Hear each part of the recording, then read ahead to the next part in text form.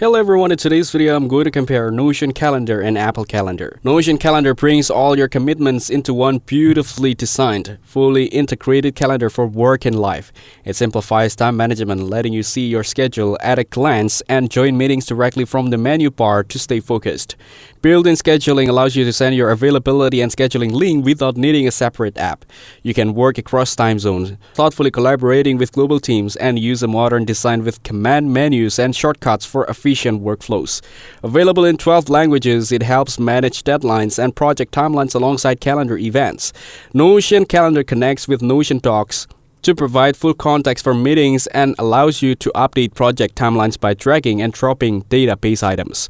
On the other side, iCloud Calendar is Apple's built-in calendar app that seamlessly integrates across iPhone, iPad, Mac, and the web, providing users with a consistent experience across all devices. It allows for easy event creation, editing, and sharing, making schedule and collaboration simple.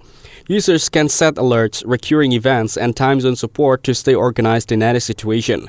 The app syncs automatically with other Apple services like Mail, Contacts, and Reminders, helping streamline workflow. Its interface is clean and intuitive, making it easy for both beginners and experienced users to navigate. However, it is limited to the Apple ecosystem, which can be a drawback for cross-platform users.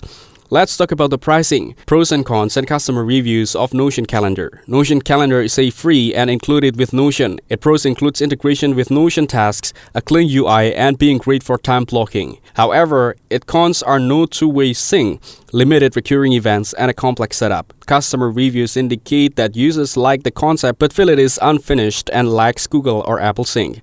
Let's talk about the pricing, pros and cons, and customer reviews of Apple Calendar. Apple Calendar is free and included with Apple devices. Its pros include smooth Apple ecosystem sync, a simple UI, and reliability. However, its cons are limited advanced features and weak cross-platform support.